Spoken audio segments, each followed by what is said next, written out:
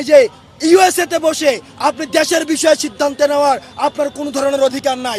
আপনাদের নৌকা অনেক আগে ফুটা হয়ে গিয়েছে, বইটা দিয়ে নৌকার পাটাতন আপনাদের নাই, সুতরাং বইটা খুঁজে লাভ নাই।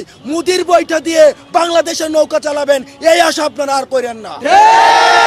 এই যে বিপ্লবকে ঘিরে যে ছাত্র নাগরিকের অংশগ্রহণে যে গণ অভ্যুত্থানটি হয়েছে, গণজাগরণটি হয়েছে, যে রিভাইভাল বা রিভার্ট বা আপনাকে নতুন রেনেসান্সের মধ্যে প্রবেশ করেছে, সেটিকে আমরা দেখেছি দেশীয় এবং আন্তর্জাতিক সম্প্রদায় বিভিন্ন প্রপাগান্ডা এখানে ছড়াচ্ছে এবং রাজনৈতিক দ্বন্দ্বকে তারা সাম্প্রদায়িক দ্বন্দ্ব হিসেবে তারা আন্তর্জাতিক গণমাধ্যমে উপস্থাপন করার চেষ্টা করা হচ্ছে।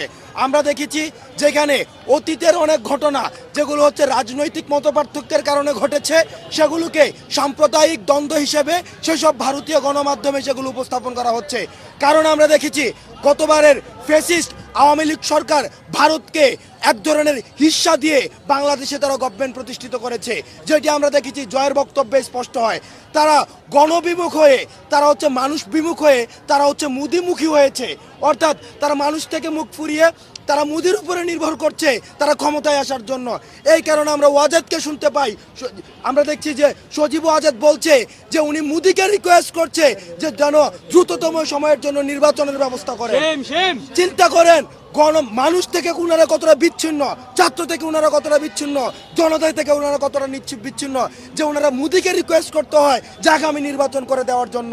অর্থাৎ এটা থেকে প্রমাণ হয় যে 2009 সালের যে ইলেকশন, 14 সালের যে ইলেকশন, 18 সালের যে ইলেকশন এবং পরবর্তীতে যে 24 সালের যে ইলেকশন, সেই ইলেকশনগুলো যে প্রশ্নবিদ্ধ ছিল এবং মোদির উপরে যে দেশটাকে টেন্ডার দিয়ে, মোদি হচ্ছে একটা আদর্শ, এই আদর্শের উপরে যে দেশটা টেন্ডার দিয়ে এতদিন পর্যন্ত চালিয়েছে সেটি তখন প্রমাণিত হয়। সুতরাং এগুলো হচ্ছে বাংলাদেশকে বিতর্কিত করার জন্য।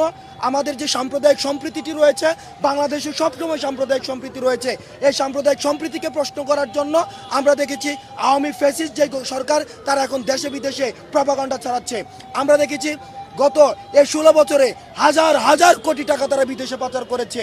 আমি গতকালকে একটা হিসাবে দেখেছি মাত্র এর 5% টাকা যদি তারা এই প্রপাগান্ডার মধ্যে খরচ করে তাহলেও বাংলাদেশকে ধ্বংস করে দেওয়া যায়। তাদের এত টাকা বিদেশে পাচার করেছে। সুতরাং এগুলো দিয়ে আসলে বেসিক্যালি তারা প্রপাগান্ডা চালিয়ে যাচ্ছে, যে প্রপাগান্ডাগুলোকে ছাত্র নাগরিক সম্প্রীতির মধ্য দিয়ে সেই প্রপাগান্ডাগুলোকে নস্যাৎ করে দিয়েছে।